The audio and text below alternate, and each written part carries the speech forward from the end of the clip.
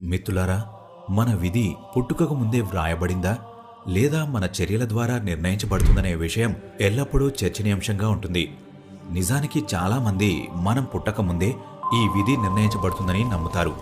మరికొందరైతే ఒక వ్యక్తి యొక్క చర్యలు అతని విధిని నిర్ణయిస్తాయని నమ్ముతారు. ఈ విధి, అదృష్టం మరియు కర్మలను అర్థం చేసుకోవడం చాలా ముఖ్యం. ఎందుకంటే ఒక వ్యక్తి తన ముందుగా నిర్ణయించిన విధి కారణంగా పాపపుణ్య చర్యలకు పాల్పడుతున్నాడా లేదా అతను తాను చేసే పనుల ద్వారా తన విధిని సృష్టించగలడా లేడా అని తెలుసుకోవడంలో సహాయపడుతుంది. యాక్చువల్లీ ఈ విధి మరియు కర్మలలో ఎవరు ఎక్కువ శక్తివంతులు మరియు ఎందుకని ఈ వీడియోలో మీకు తెలుస్తుంది. అలాగే విధి నిజంగా మన చర్యల ద్వారా సృష్టించబడిందా? గరుడ పురాణం, హిందూ గ్రంథాలు మరియు ఆచార్య చాణక్యుడు ఈ విషయానికి సంబంధించి చాణక్య నీతిలో ఏమి చెప్పారో, దీనితో పాటు ముస్లిం, క్రైస్తవ మరియు ఇతర మతాలలో ఈ విషయంపై ఏమి వ్రాయబడిందో కూడా మీరు ఈ వీడియోలో చూస్తారు. ముందుగా గరుడ పురాణంలో విధి గురించి ఏమి వ్రాయబడిందో తెలుసుకుందాం. దీని తర్వాత ఆచార్య చాణక్యుడు చాణక్య నీతిలో మరియు భగవద్గీతలో శ్రీకృష్ణుడు దీని గురించి ఏమని చెప్పారో చూద్దాం. హిందూ మత గ్రంథాలలో మరణం తర్వాత శరీరం మాత్రమే నాశనమవుతుంది, కానీ ఆత్మ ఎప్పటికీ చనిపోదని వ్రాయబడింది. అండ్ గరుడ పురాణంలో మొత్తం 84 లక్షల జన్మలలో ఉత్తమ జన్మ మానవునిదే అని చెప్పబడింది. మనిషి తన కర్మల ఆధారంగా మరణానంతర జీవితాన్ని పొందుతాడు. అంటే మరణానంతరం మీ జీవితంలో మీరు చేసిన మంచి చెడుకు ద్వారా మీరు ఏ జన్మ ఎత్తుతారని ముందే నిర్ణయించబడుతుంది.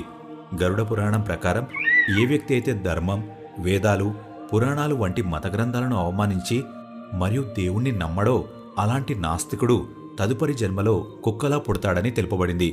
అలాగే ఎవరైతే మిత్రులు అనే ముసుగులో ద్రోహాలు చేస్తూ ఉంటారో అతని తదుపరి జన్మ ఈ భూమిపై రాబందు రూపంలో ఉంటుందని తెలుపబడింది. సో ఈ గరుడ పురాణం ప్రకారం ఒక వ్యక్తి ఈ జన్మలో చేసే కర్మల ఆధారంగా అతని తదుపరి జీవితం మరియు ఆ కొత్త జీవితంలో అతను ఎదుర్కొనే కష్టాలు ఆ వ్యక్తి పుట్టక ముందే నిర్ణయించబడతాయి. మిత్రులారా, ఆచార్య చాణక్యుడి ప్రకారం ఒక వ్యక్తి తన పనుల ద్వారా అతని మరణాన్ని ప్రభావితం చేయవచ్చు. అండ్ చాణక్య నీతిలోని శ్లోకంలో పుట్టబోయే జన్మలో ఆ మానవుని యొక్క విధి తల్లి గర్భంలోనే నిర్ణయించబడతాయని తెలిపారు. ఆయుః కర్మచ విత్తంచ విద్యా మృత్యుమేవచ పంచైతని హి సృజ్యంతే గర్భసస్తేవ దేహినః.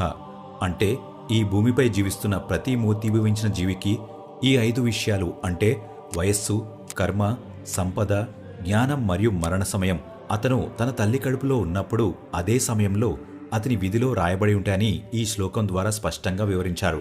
ఆచార్య చాణక్యుడి ప్రకారం ప్రతి వ్యక్తి తన కర్మలను బట్టి సుఖదుఖాలను అనుభవించవలసి ఉంటుందని, అండ్ ఈ కర్మలు ఇప్పటిది మాత్రమే కాకుండా పూర్వజన్మకి సంబంధించిన పాపపుణ్యాల చర్యల ఆధారంగా మాత్రమే నిర్ణయించబడతాయి. పైన చెప్పబడిన శ్లోకం ప్రకారం పుట్టబోయే బిడ్డ యొక్క విధిలో అతడు సంపద పొందగలడా లేదా అలాగే విద్యాభ్యాసం ఎంతవరకు ఉంటుంది, ఇలా ఇవన్నీ తల్లి కడుపులోనే నిర్ణయించబడతాయి. ఆచార్య చాణక్యుడి ప్రకారం మానవుని జీవితంలో దాదాపు 101 సార్లు మరణం సంభవించే అవకాశం ఉంది. వాటిలో ఒకటి అకాల మరణం మరియు మరొకటి కాలమరణం. అకాల మృత్యువును కర్మల ద్వారా సుఖ సంతోషాలతో మార్చవచ్చు, కానీ కాలమృత్యువు మారదు. ఈ విషయంపై శ్రీకృష్ణ భగవానుడు భగవద్గీతలో ఏమని చెప్పారో ఇప్పుడు తెలుసుకుందాం. మిత్రులారా, మానవుని విధిని ఏది నిర్ణయిస్తుందో భగవద్గీత ప్రకారం చూసినట్లయితే మనిషి తన విధిని తానే సృష్టించుకుంటాడు. మన జీవితంలోని అడుగడుగునా మన ఆలోచన, ప్రవర్తన, మన చర్యలే మన విధిని నిర్ణయిస్తాయని తెలుపబడింది. దీనికి చక్కటి ఉదాహరణ శ్రీకృష్ణ భగవానుడి జనన కథ. కంసుడు భవిష్యవాణి ద్వారా తన మరణం గురించి తెలుసుకుని శ్రీకృష్ణుని చంపాలనుకుంటాడు.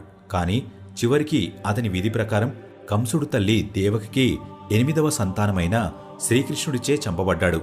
ఒకవేళ కంసుడు తన విధి నుండి తప్పించుకోవడానికి అతను అధర్మాన్ని వదిలి ధర్మ మార్గంలో ముందుకు సాగి ఉంటే దేవుడు అతనికి క్షమాపణ ప్రసాదించి ఉండవచ్చు.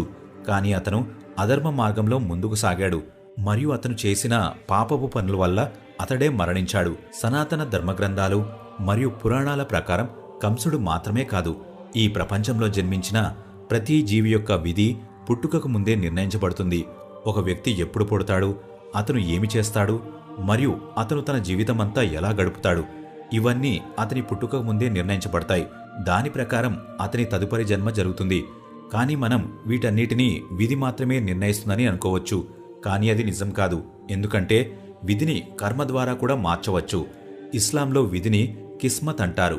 ఖురాన్ ప్రకారం మన కిస్మత్ అల్లా ఇష్ట ప్రకారమే జరుగుతాయి. హిందూ మతంలో విధిని ప్రారబ్ధమని అంటారు. ప్రారబ్ధం అంటే మన ప్రస్తుత జీవితం గత జన్మలలో సంచితమైన అనుకూల లేదా ప్రతికూల కర్మల ఫలితం.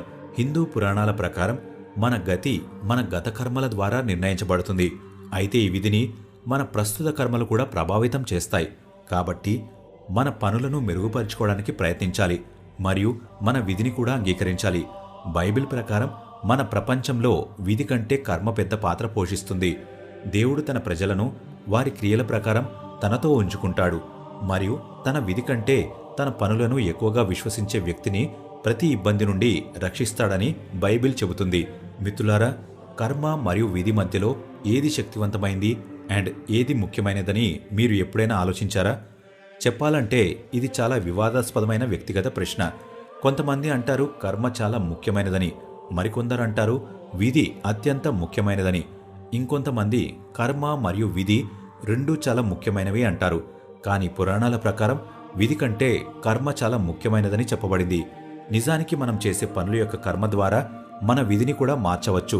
బట్ నా దృష్టిలో కర్మ మరియు విధి రెండూ చాలా ముఖ్యమైనవని అంటాను. ఎందుకంటే విధి మన నియంత్రణలో ఉండదు, కాకపోతే కర్మ మన నియంత్రణలో ఉంటుంది. అందుకే మనం చేసే మంచి పనుల యొక్క కర్మతో మన విధి మార్చగలిగే శక్తిని భగవంతుడు మనకి ఇచ్చారు.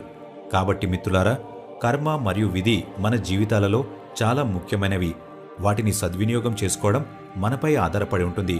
సో ఇది ఇవాల్టి వీడియో. మీకు నచ్చితే లైక్ చేయండి మరియు ఛానల్ని సబ్స్క్రైబ్ చేయండి. ముఖ్యంగా ఈ వీడియోని మీ ఫ్రెండ్స్ అండ్ ఫ్యామిలీకి షేర్ చేయండి. Thank you for watching.